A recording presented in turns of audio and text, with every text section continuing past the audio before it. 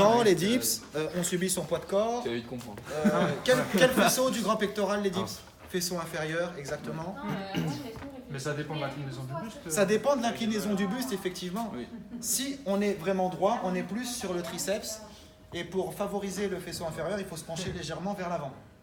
Voilà, là c'est pour chipoter un peu. La flexion. Donc on est talon aux fesses, Ouverture. voilà. On descend de manière à ce que l'épaule soit sous le coude. Tu descends, touche ma main avec l'épaule en descendant. Et tu pousses. Voilà. On en fait 3-4. Oui. Ah, t'es pas descendu, je la valide pas, il faut toucher ma main. Faut descendre, faut descendre, faut descendre. Et pousse. Ok. C'est chaud. La position de coude, il doit être.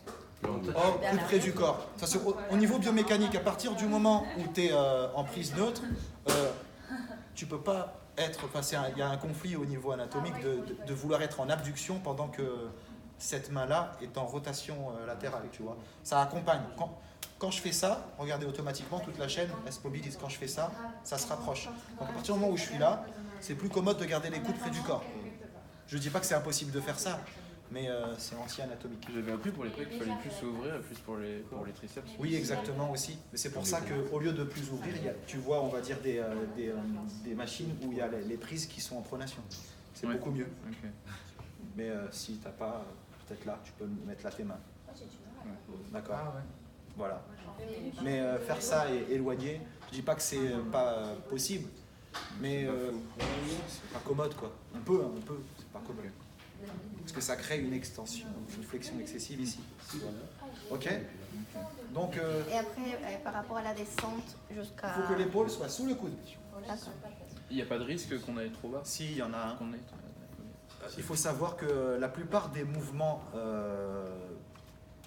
développé couché et dips, pour l'articulation de l'épaule, que vous le fassiez bien ou mal, il y a un danger, il y a un risque. Le fait de solliciter de cette manière-là l'articulation. Les études ont montré que, c'est un kiné qui m'avait expliqué ça, le tendon du long biceps est beaucoup plus fin chez les pratiquants de dips et de développé couché que ceux qui ne pratiquent pas la muscu. Ah ouais. Il y a une usure qui se fait avec le temps de l'articulation au niveau de la coulisse bicipitale.